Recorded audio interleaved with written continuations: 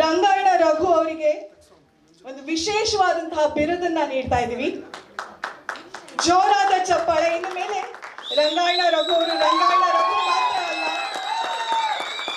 ಅಭಿನಯಾಸುರ ರಂಗಾಯಣ ರಘು. ಸಾಕಷ್ಟು ಯಶಸ್ಸು, ಆಯಸ್ಸು, ಆರೋಗ್ಯ, ಸಂಪತ್ತು, ಐಶ್ವರ್ಯ ಎಲ್ಲವೂ ಸಿಗಲಿ ಅಂತ ಕೇಳ್ಕೊಳ್ತಾ ಇದ್ದೀವಿ. ಶಾಕಾಹಾರಿ ತಂಡದಿಂದ ಈ ವಿಶೇಷವಾದಂತಹ ಬಿರುದು. ಎಲ್ರಿಗೂ ನಮಸ್ಕಾರ. ಶರಣಂ ಶರಣಂ ಶರಣೋ ಶರಣು. ನನಗೆ ಇನ್ನು ಭಾಳ ಖುಷಿಯಾಗಿದ್ದ ವಿಚಾರ ಏನಂತಂದರೆ, ನನಗೆ ಶಾಶ್ವತವಾಗಿ ನನ್ನ ಒಟ್ಟು ಈ ಸಾಂಸ್ಕೃತಿಕ ಜೀವನದಲ್ಲಿ ನನಗೆ ತುಂಬ ಅಮೂಲ್ಯವಾದಂಥ ನೆನಪುಗಳು ಕೊಟ್ಟಂಥ ಒಂದು ಸೂರ್ಯ ಅವರು, ಆಮೇಲೆ ಇನ್ನೊಂದು ಪುನೀತ್ ಸರ್, ಅಶ್ವಿನಿ ಮೇಡಮ್ ಅವ್ರ ಸಂಪರ್ಕದಲ್ಲಿ ಇದಾಗಿದ್ದು ನನಗೆ ಭಾಳ ಸಂತೋಷ ಆಗ್ತಿದೆ.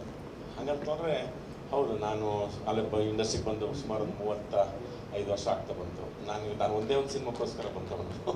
ಯಾಕೆಂತಂದರೆ ಅಷ್ಟುವರೆಗೂ ಸುಮಾರು 1994ರಿಂದ 2001ವರೆಗೂ ನಾನು ಮಾಡಿ ಸಿನಿಮಾ ನಾನು ಊರಲ್ಲೆಲ್ಲ ಹೇಳ್ಕೊಂಬಂದ್ಬಿಡ್ತಿದ್ದೆ, ಹಂಗೆ ಮಾಡಿದ್ದೀನಿ ಹಿಂಗೆ ಮಾಡಿದ್ದೀನಿ ಅಂತ.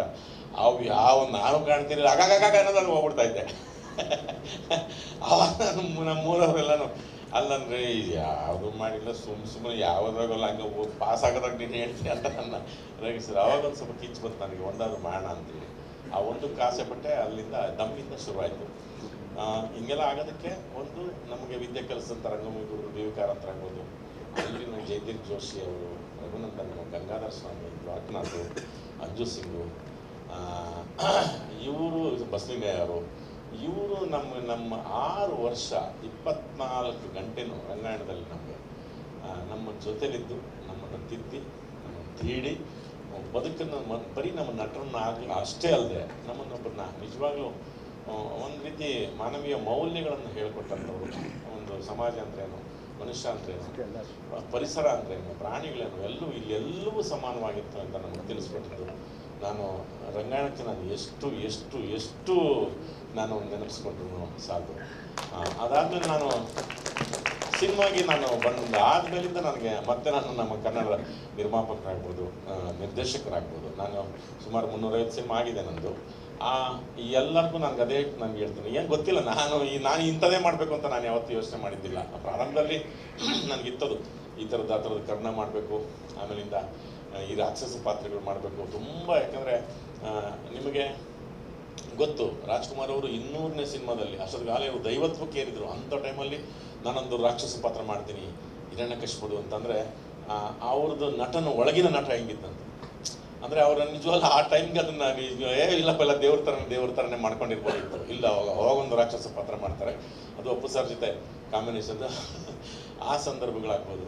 ಆಮೇಲಿಂದ ಯಾರು ಭಾರತೀಯ ಚಿತ್ರರಂಗದಲ್ಲಿ ಯಾರನ್ನು ಎಲ್ಲ ಈಶ್ವರ, ವಿಷ್ಣು, ವರ ಕೊಡ ಪಾತ್ರನೇ ಮಾಡೋದು ಎಲ್ಲ ಅಂದರೆ ನಾವು ಕೊಡ್ತಾ ಇದ್ದೀವಿ ಏನಪ್ಪ ಅದು ಭಕ್ತಿ ಪಾತ್ರದಲ್ಲಿ ಕುಗ್ಗಿ ಬೇಡೋಂಥ ಪಾತ್ರ ಮಾಡಿದ್ದು ರಾಜ್ಕುಮಾರ್ ಅವರು ಒಬ್ಬರೇ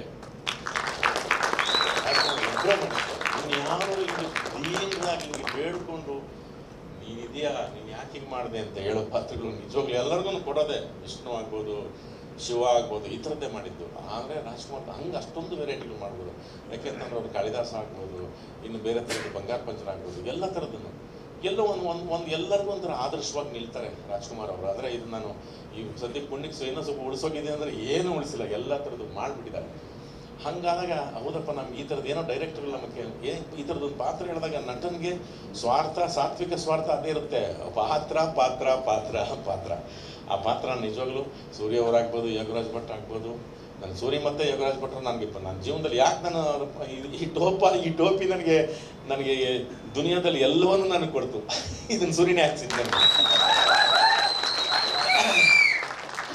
ನಾನು ಯಾಕೆ ಇದ್ರ ಬಗ್ಗೆ ಒಂದು ನೆನಪಾಗುತ್ತೆ, ವಿಶ್ವೇಶ್ವರಯ್ಯನವರು ಅವ್ರಿಗೆ ಇದು ನಮ್ಮ ರಾಜೇಂದ್ರ ಪ್ರಸಾದ್ ಭಾರತ ರತ್ನ ಬರಬೇಕಾದ್ರೆ ಇದನ್ನ ಈ ಟೋಪಿ ತೆಗೀರಿ, ಇದನ್ನ ಹಾರ ಹೋಗ್ತಿಲ್ಲ ಅಂದಾಗ, ಇಲ್ಲ ಇದು ನನ್ನ ಪ್ರೈಡು, ನಾನು ತೆಗಿಯಲ್ಲ ಅಂತಾರಂತೆ. ರಾಜೇಂದ್ರ ಪ್ರಸಾದನ್ನ ಹಾರನ ಅಗಲ ಮಾಡಿಬಿಟ್ಟು ಹಿಂಗೆ ಹಾಕ್ತಾರೆ. ನನಗೆ ಆ ಥರದ್ದೊಂದು ನನಗೆ ನೆನಪಾಗುತ್ತೆ. ನಮ್ಮ ಕರ್ನಾಟಕದ ಪ್ರತಿಮೆ ಇದು ನನಗೆ ಸೂರ್ಯ ಕೊಡಿಸಿದ್ದು.